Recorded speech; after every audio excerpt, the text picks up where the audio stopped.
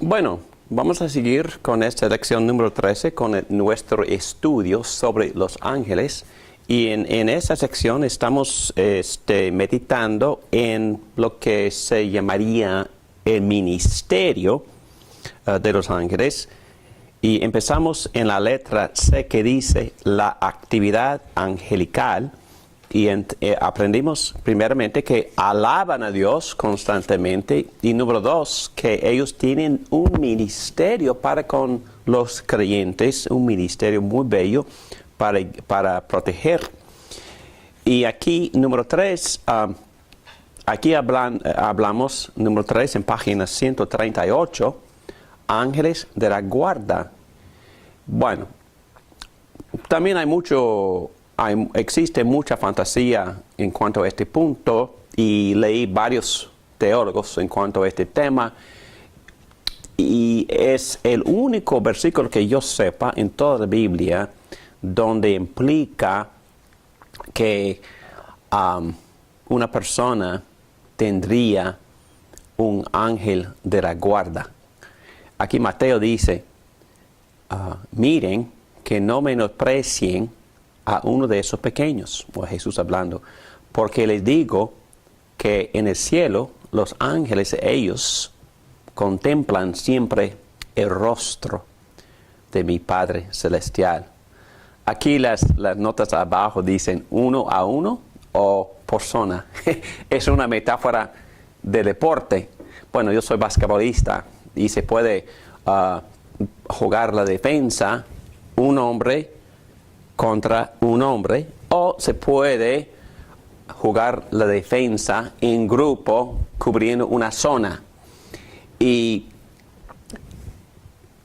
en contra a las, diría yo, fantasías históricas de mucha literatura que dice que cada individuo tiene su propio ángel de la guarda. Bueno, en ninguna parte de la Biblia enseña esto. Y en verdad me gusta la forma en que expresó este punto Wayne Grudem, el gran teólogo, que dijo que a lo mejor están jugando en zona, que no están jugando mano a mano, están protegiendo en general, en grupo, están protegiendo a los creyentes. Y está bien. Número 4, llevan a cabo el juicio sobre los enemigos de Dios. Y obviamente hay textos en que los ángeles, bueno, van a la guerra y matan. Entonces el ángel de Dios en Éxodo capítulo 14, versículo 19, dice, entonces el ángel de Dios que marchaba al frente del ejército israelita se dio vuelta y fue a situarse detrás de este. Lo mismo sucedió con la columna de nube que dejó su puesto de vanguardia y se desplazó hacia la retaguardia, quedando entre los egipcios y los israelitas. Durante toda la noche la nube fue oscuridad para unos y luz para otros. Así que en toda esa noche no pudieron acercarse los unos a los otros. Entonces ahí estaba, literalmente hablando, huestes, el ejército de Dios, de puros ángeles, protegiendo, previendo el avance del ejército egipcio. También en 2 Reyes, capítulo 19, versículo 35, dice, esa misma noche el ángel del Señor salió y mató a 185,000 hombres del campamento asirio. A la mañana siguiente, cuando los demás se levantaron, ahí estaban tendidos todos los cadáveres. Interesante. No solo acompañaban al ejército israelita, ellos fueron en lugar del ejército. Y ellos mismos condujeron la batalla y mataron a 185,000 hombres de los asirios. Muy bien, entonces ahí vemos que llevan a cabo el juicio sobre los enemigos de Dios. Y número 5, los... Pero ¿por qué todo eso se dio allí y ahora no se da esas cosas? O sea, este tipo de historias no se dan ahora.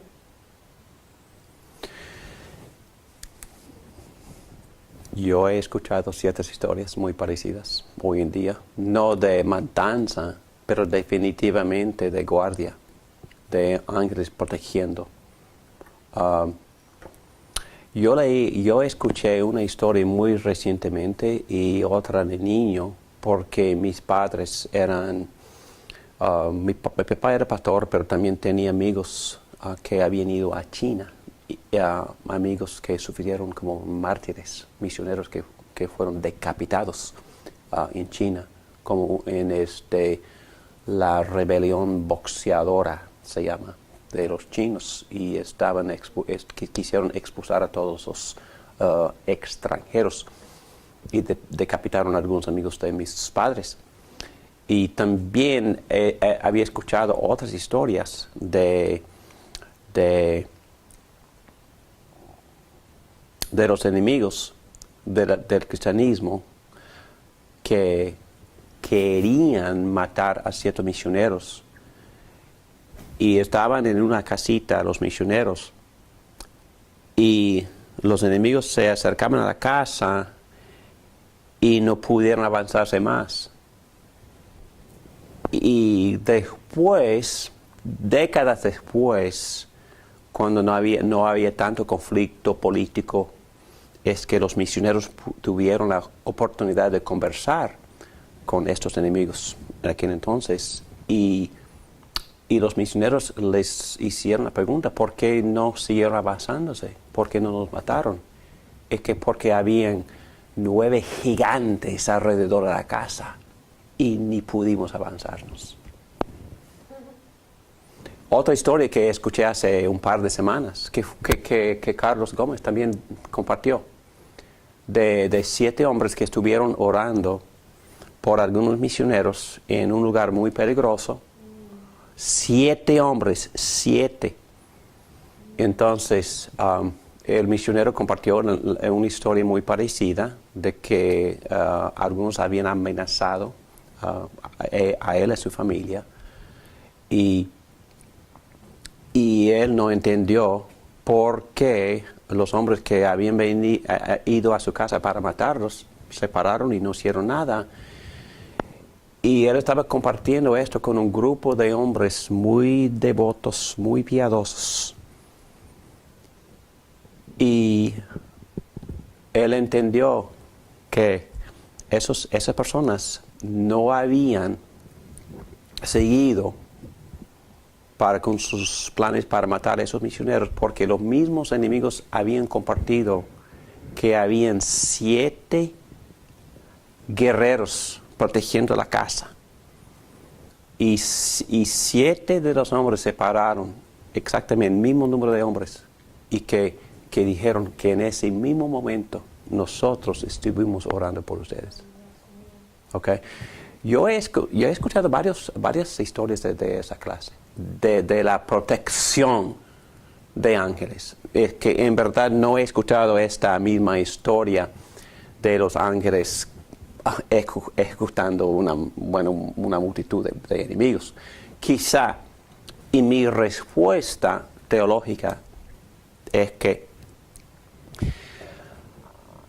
es muy delicado este tema, pero en un sentido,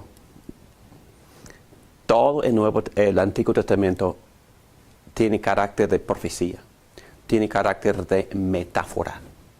Lo que habrá en el día del juicio, Dios estaba ilustrando literalmente en sangre, y en carne y sangre y hueso en el Antiguo Testamento. Por ejemplo, Dios había profetizado en los primeros capítulos de Génesis que después de que su pueblo, que Él iba a llamar, cuando ellos entraran en la Tierra Santa, en Canaán, es que Dios iba a ejecutar un gran juicio después de que la el mal de esas tribus se hubiera madurado. ¿Me entienden? Es que Dios iba a esperar hasta que el mal malísimo hubiera crecido a llegar a ser intolerable, y parte de la razón por la cual la matanza, cuando entró en la tierra prometida, fue para ejecutar el juicio de Dios contra ese mal. Y todo esto, y la metáfora del éxodo, redención. La metáfora de cruzar el desierto, bueno, la lucha ahora en la vida cristiana. La metáfora de entrar en la tierra, iniciar el reino eterno en la tierra prometida que fluye de leche y miel. Todo eso va a suceder literalmente, pero nos fue ilustrado o profetizado en el Antiguo Testamento por matanzas literales de sangre. Es una manera de ver que Dios ejecutando su juicio en el Antiguo Testamento, profetizando dos cosas. Profetizando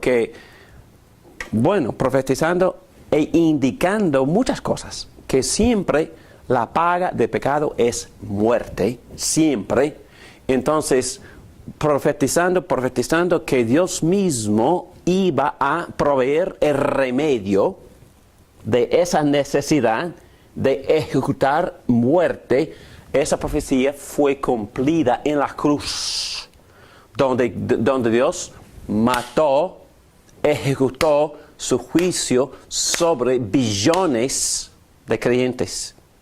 Pero los que no quisieron participar en ese plan de redención también tienen que esperar su futuro, y eso se describe en el libro de Apocalipsis. Otra matanza de sangre.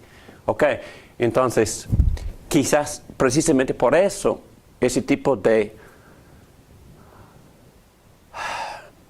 ejecución de juicio de Dios hoy en día por ángeles no se hace, porque ya fue hecho para ilustrar, para profetizar, para advertir que todavía vendrá el día de juicio. Bueno, vamos a tocar estos temas también en el curso sobre la teología del pacto, pero vamos a esperar hasta que lleguemos a ese día. Muy bien, es decir, ya hemos tocado número 5 en página 138. Los ángeles también sirven para comunicar el mensaje de Dios a los hombres. En particular, tenían ellos un rol muy especial en el cual Dios daba la revelación particular, específica de su palabra, la Biblia. En Hechos 7, versículo 53, ustedes que recibieron la ley promulgada por medio de ángeles y no la han obedecido. Entonces, entendemos que cuando Moisés recibía esa cantidad de leyes, los ángeles le estaban ministrando, dándoles esos mensajes. También Pablo dice en Gálatas 3:19, entonces, ¿cuál era el propósito de la ley? Fue añadida por causa de las transgresiones hasta que viniera la descendencia, Jesucristo, a la cual se hizo la promesa. La ley se promulgó por medio de ángeles, por conducta de un mediador. Entonces, la ley se promulgó por medio de ángeles, por conducto de un mediador. Entonces, obviamente, los ángeles tenían un papel profético, es decir, revelando, dando mensajes de parte de Dios. Así como dice Hebreos 2:2, porque si el mensaje anunciado por los ángeles tuvo validez y toda transgresión y desobediencia recibió su castigo. En otras palabras, se está enfatizando estos versículos que los ángeles participaron en dar la revelación específica de Dios, y los profetas también fueron ayudados por los ángeles que les dieron los mensajes. Entonces nos revelan la ley, participaron en la revelación en especial del Antiguo Testamento, un papel sumamente importante de parte de los ángeles. Eran mensajeros y agentes de la revelación. Pero quisiera decir aquí, para evitar cualquier confusión, no ocupaban el papel de sacerdote. Es decir, nunca jamás en la Biblia nos representan ante Dios. Y fue el gran error de mucho mito, de mucha leyenda, de mucha fábula de la historia de la iglesia, dándoles papeles a los ángeles que nunca jamás la Biblia se los da. Y porque hay un solo mediador.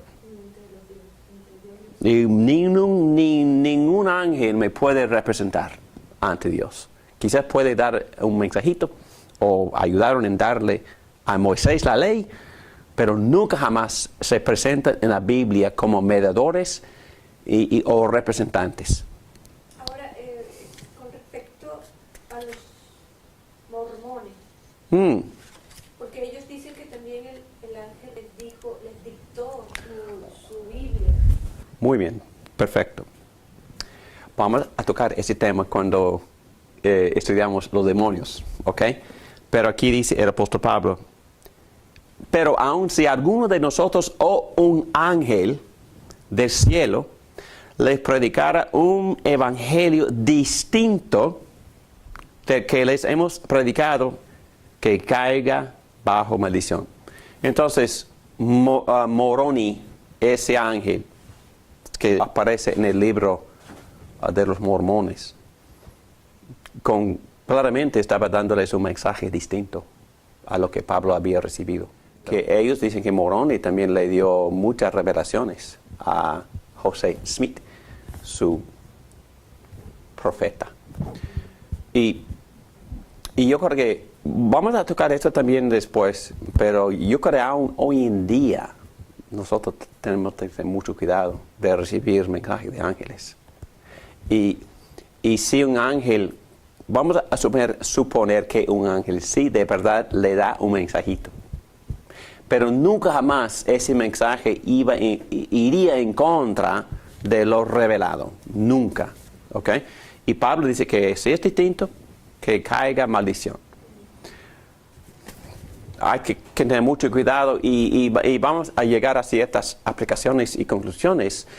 Y exactamente como lo hicimos en el curso sobre la palabra de Dios, tenemos que tener cuidado de mantener tan alto respeto a la palabra de Dios hasta que quedarnos contentos con esta revelación, ni buscar mensajes de otras partes, ni de los ángeles.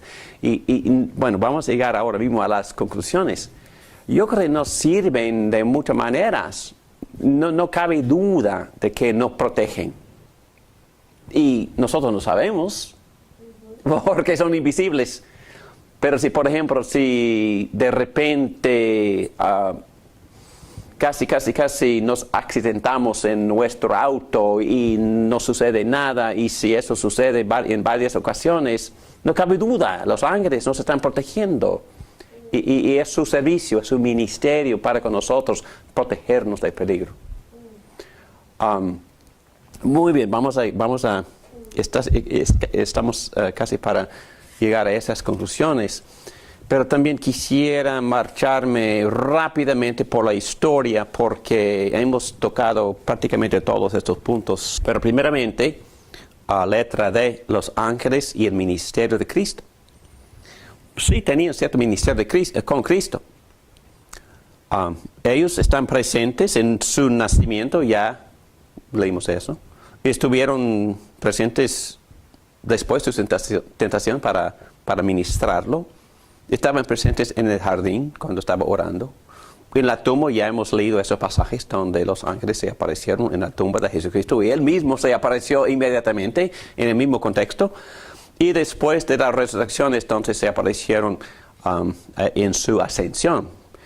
Pero normalmente están ausentes en su ministerio, porque entendemos que Jesús no dependía tanto de ángeles en su ministerio, sino que dependía ¿de quién dependía? Jesucristo, para poder llevar a cabo su ministerio. El Espíritu Santo, es que recibía mensajes constantemente de su Padre, pero después de su bautismo, dice que el Espíritu Santo lo acompañaba, lo acompañaba para ayudarle en sus tentaciones, lo acompañaba para que pudiera predicar con eficacia y también para hacer milagros y para sanar. Lo acompañaba para ayudar en todo hasta que entendemos que participó el Espíritu Santo en ayudarle a resucitar de la muerte. Pero durante el ministerio no fueron ángeles, tanto ángeles, sino el Espíritu Santo que lo acompañaba a ayudar. Entonces nosotros también debemos del Espíritu Santo, no tanto de los ángeles. Los ángeles no tienen ministerio para santificarnos, el Espíritu Santo sí. No tiene ministerio para darnos poder, el Espíritu Santo sí. No tiene ministerio para darnos sabiduría, el Espíritu Santo sí. No tiene ministerio para conectarme a Cristo, para conducirme pero el Espíritu Santo sí. Entonces el Espíritu Santo tiene el máximo rol en mi vida para darme lo de Cristo, para conectarme con Cristo, para unirme a Cristo y para darme todo lo que Cristo tiene para mí. Entonces nuestro enfoque al final es, yo felizmente acepto el ministerio de los ángeles para protegerme. Ok, pero ni enfoco en eso, ni busco a un ángel, ni le oro a un ángel. Pero le doy gracias a Dios. Oh, gracias a Dios que tú has provisto ángeles para proteger. Ok, muy bien. Muchísimas gracias. Claro. Que vengan los ángeles para protegerme entonces. Qué bueno. Está bien. Más allá de eso, ni pienso en ellos. Pienso mucho en Cristo. Y mi enfoque es Cristo. Mi concentración es Cristo. Ok, porque Cristo es que vino para revelarme al Padre. Y el Espíritu Santo es el que me conecta a Cristo. Entonces mi enfoque es Cristo.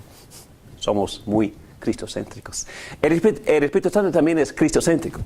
Sí. El Espíritu Santo.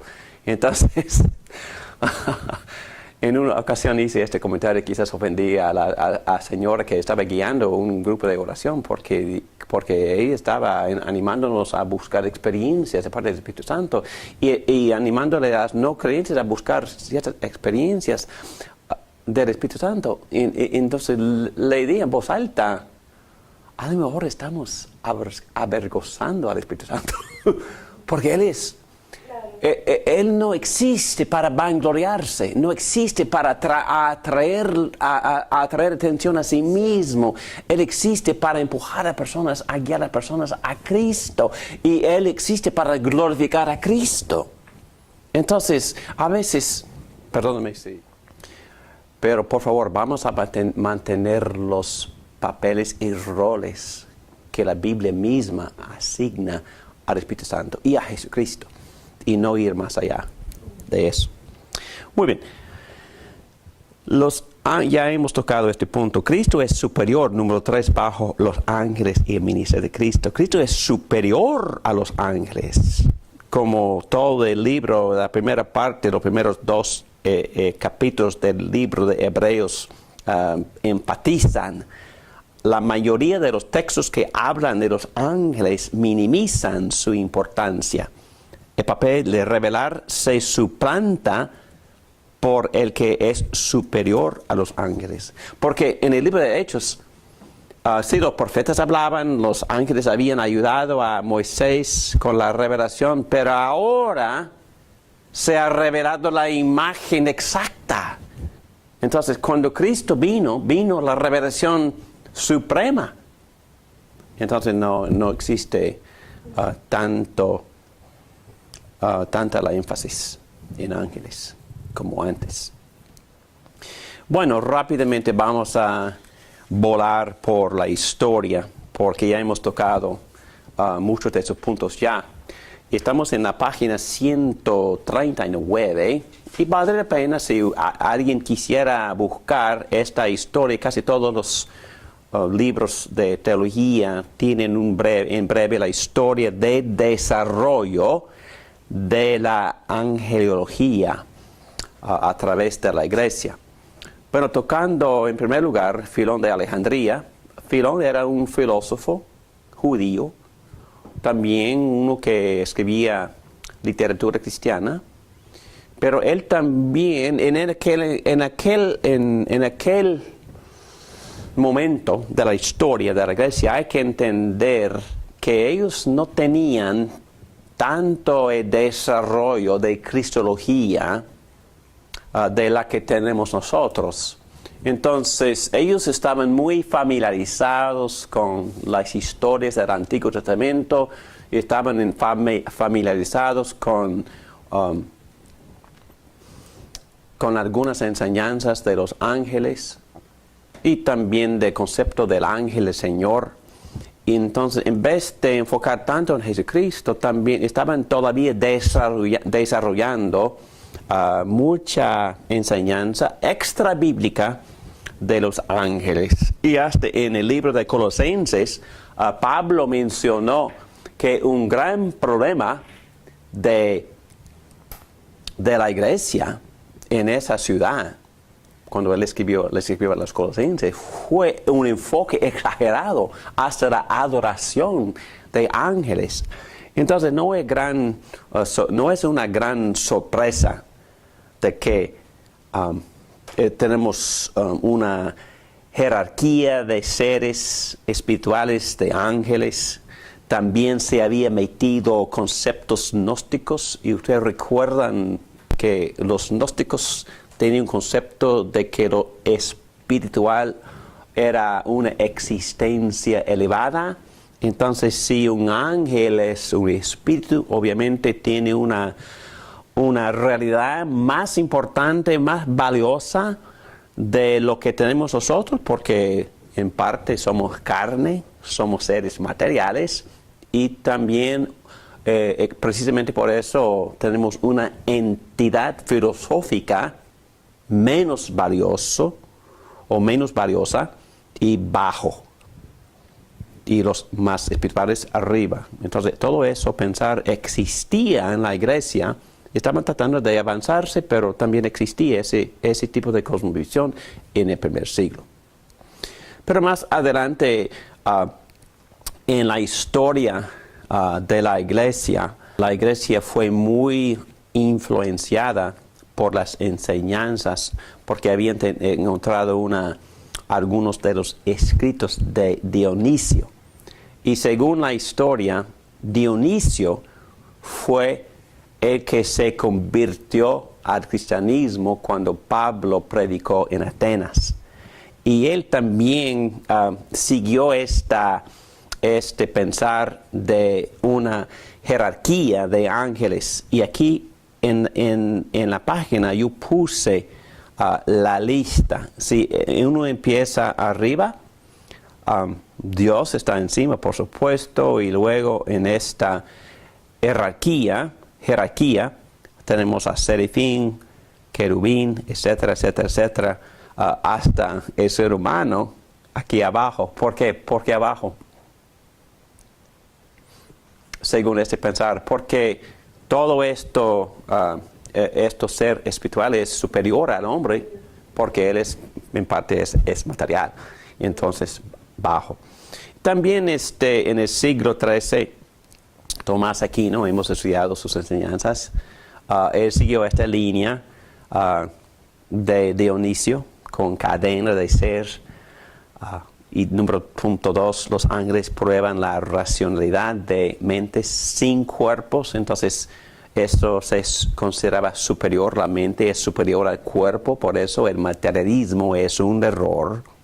Y él, como teólogo cristiano, siguió esa línea no bíblica. Número 3, los ángeles son objetos de conocimiento natural y no de revelación bíblica. Es decir, sencillamente hablando que muchos de sus conceptos fueron desarrollados sobre lo que se llama la teología natural. por la lógica, por el razonamiento y no por enseñanza bíblica. Entonces la Reforma estaban tratando de limpiar todo esto y enfocar más en la Biblia, y ellos dijeron un enfoque en función en lugar de especulación metafísica. Entonces ellos quisieron dejar de pensar tanto en las especulaciones y tanto en la filosofía y solo aceptar lo que la Biblia enseñaba. Entonces los reformadores ni quisieron hablar de los ángeles. Calvino dijo que bíblicamente son mensajeros y no quiso ir más allá de eso. Y obviamente él enseñó que eran parte de la tradición católica y no necesariamente parte de la enseñanza bíblica. Y muchos de los mitos y especulaciones que se habían desarrollando a través de los siglos, sí, mucho de esa enseñanza era extra bíblica. También, número 2, la reticencia de Calvino, Juan Calvino, que vivió en el siglo XVI, un reformador y también un hombre que trató de ser muy bíblico respecto a la especulación angelical. Él insistía en sola escritura. Entonces, si la Biblia no lo enseña, entonces ni vale la pena hacer especulaciones. Claro. Y la cuestión de cuándo empezaron a existir tampoco es relevante. Y no edifica toda esta discusión. Y ya hemos dicho que obviamente son criaturas y la Biblia enseña con claridad que en el sexto día Dios dejó de crear. Entonces, lo único que se puede decir es que los ángeles fueron creados en algún momento antes del séptimo día. ¿Ok? Entonces, principio pastoral. Dionisio hablaba del cielo como si estuviera ahí, pero nunca había estado ahí. Pero Pablo dice en sus visiones que él había recibido, él había estado en el tercer cielo.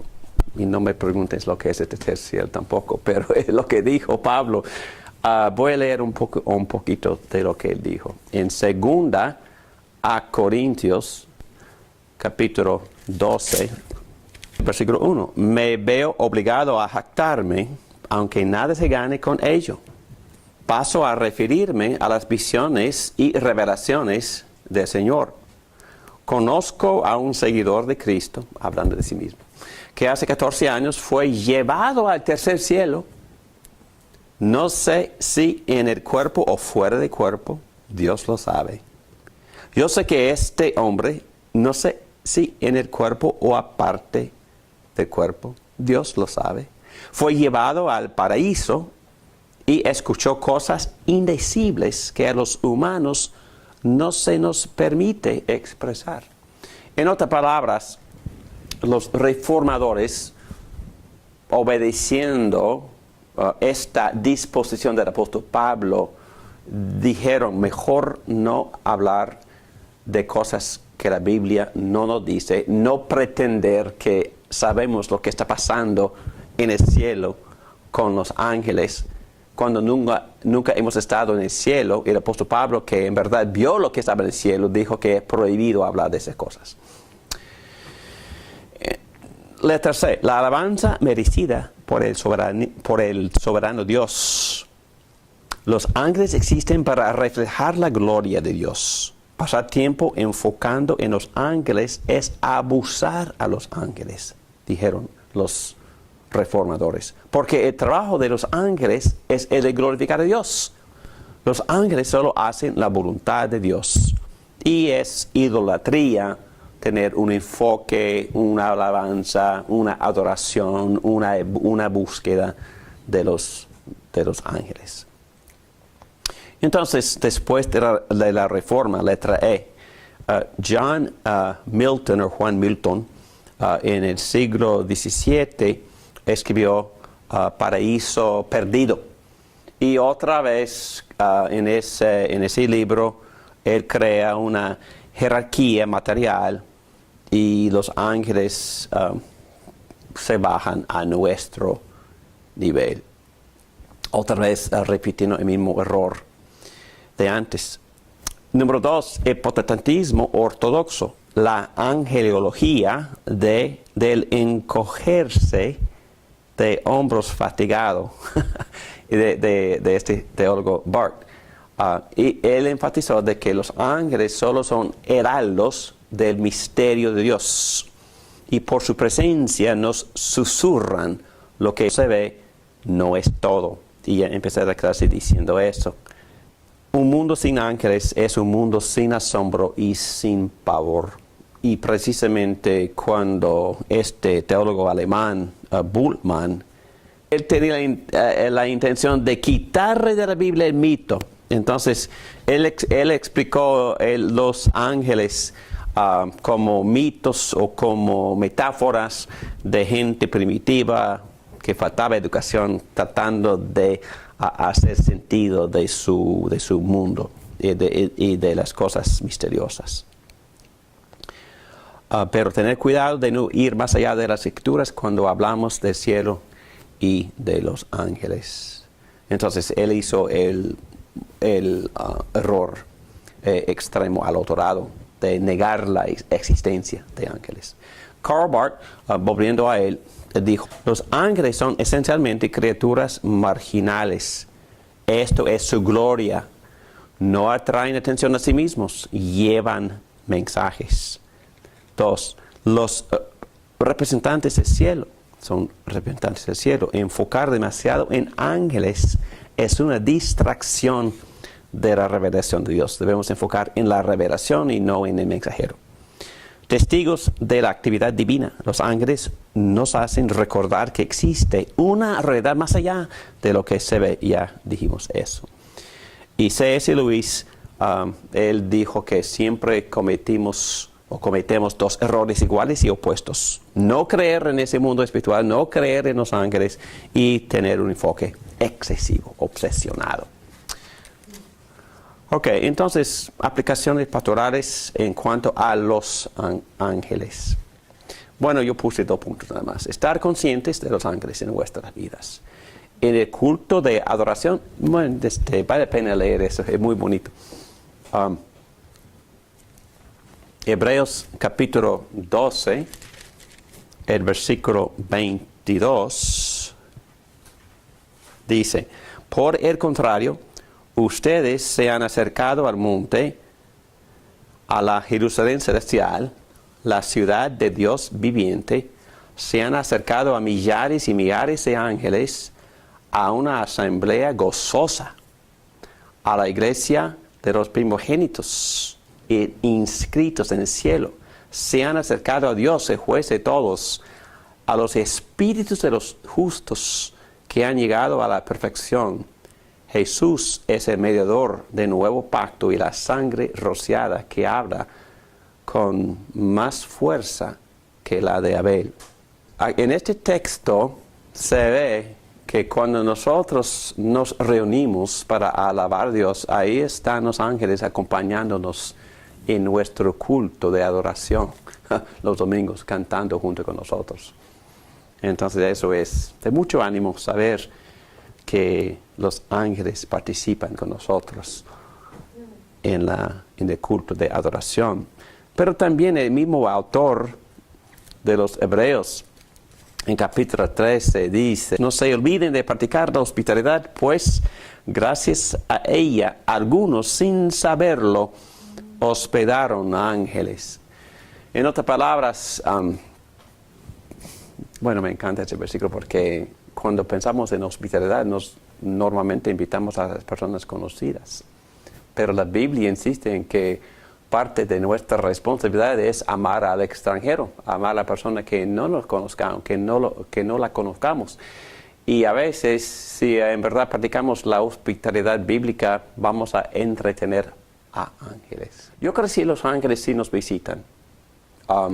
En ocasiones muy especiales sí nos visitan. Si una familia practica, algún cristiano practica lo que se llama hogar abierto, es decir, cuando invita a mucha gente constantemente y invita a la persona con el propósito de amarlos, pero también enseñarles acerca de la gracia de Dios. Tal como el apóstol Pablo, que siempre mantenía apartamento abierto Y todos los días, en los últimos meses de su vida, él recibía a todo el mundo. A todo el mundo pasaba por su apartamento y escuchaban dice literalmente, el mensaje del reino de Dios. Me imagino que muchos ángeles también pasaron por esa casa. Un cuento muy breve. Cuando fuimos a Houston, el barrio pobre, vivimos entre los mexicanos por 20 años, una experiencia rica, bonita, hermosa. Pero también vivimos pobres, así como los demás. Gracias a Dios. Y tenemos un auto que ya no se hace. Se llama Ford Falcon. Que fue terrible. Fue muy débil. Fue un vagón, y muy sencillo y pequeño. Y por vivir en Chicago, la sal había corrompido, la metal estaba literalmente deteriorándose. Y le pedimos, por favor, Dios, es que quisiéramos un auto para poder llevar a la gente a la iglesia. Un día mi esposa estaba caminando en la calle y 2 hombres se acercaron a ella y le dieron un cheque para comprar el auto. Historia verdadera, no sabemos quién eran, no sabemos ni vimos a esos hombres después, pero Dios había enviado mensajeros para ayudarnos y compraron y pusimos el enganche, el primer pago, para comprar una van para llevar a los mexicanos a la iglesia. Y pasamos todos los domingos y llenamos, ¿saben? Que Dios había provisto por medio de 2 mensajeros. No diría más, pero de 2 mensajeros. Historia verdadera. Bueno, es lo que me dijo mi esposa. Ok, y cuando somos librados repentinamente del peligro, como ya hemos leído, de los ángeles ayudándole a los apóstoles. Muy bien, pero también yo termino con ciertas precauciones en cuanto a nuestra relación con los ángeles. Ya hemos leído esta advertencia en cuanto a no recibir falsa doctrina, la advertencia del apóstol Pablo en Gálatas, pero vale la pena también leer lo que Pablo dijo en 2 Corintios, capítulo 11, el versículo 14, dice así: y no es de extrañar, ya que Satanás mismo se disfraza de ángel de luz. Por eso no es de sorprenderse que sus servidores se disfracen de servidores de la justicia. Su fin corresponderá con lo que merecen sus acciones. En otras palabras, es una advertencia de no buscar a ángeles, porque aún Satanás y los demonios se nos presentan disfrazados o con máscaras o pretendiendo ser personas justas. Y un cristiano también puede ser engañado por una persona justa. Y entonces, en otras palabras, y yo creo en este contexto, sabiendo un poquito del texto de 2 Corintios, Pablo estaba, los falsos maestros, los superapóstoles, los carismáticos le estaban molestándole mucho, pretendiendo ser superiores a cualquiera y superiores al apóstol mismo. Entonces, hay que tener cuidado siempre de enfocar y adorar y tomar la palabra de cualquier hombre, de cualquier pastor, como si fuera al nivel de la palabra de Dios. No. Es decir, Pablo mismo dice, o en el libro de Hechos dice que los de Berea eran más nobles que todos los demás. ¿Por qué? Porque examinaban todos los días para averiguar si lo que enseñaban los apóstoles era bíblico o correcto. Entonces, si examinaban las enseñanzas de los apóstoles, cuanto más a cualquier pastor de ser humano hoy en día. Entonces, hay que tener cuidado de no ser engañado ni por la persona más carismática, más bella, más hermosa, más nice, más simpática, más de todo. Es que no, sin vivir como criticones, vale la pena examinar bíblicamente todos sus sermones.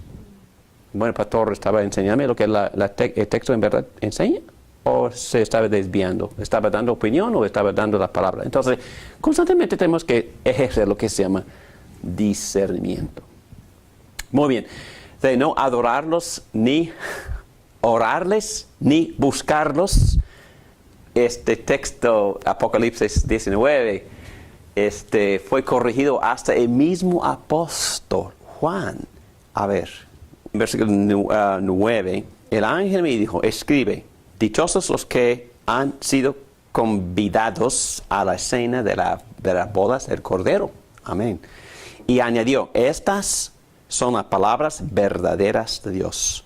Me postré, fíjate, el apóstol Juan hablando, me postré a sus pies para adorarlo. ¿A quién? Al ángel. El ángel. No, cuidado, soy un siervo como tú y como tus hermanos que se mantienen fieles al testimonio de Jesús. Adora solo a Dios. Amén. El testimonio de Jesús es el espíritu que inspira la profecía.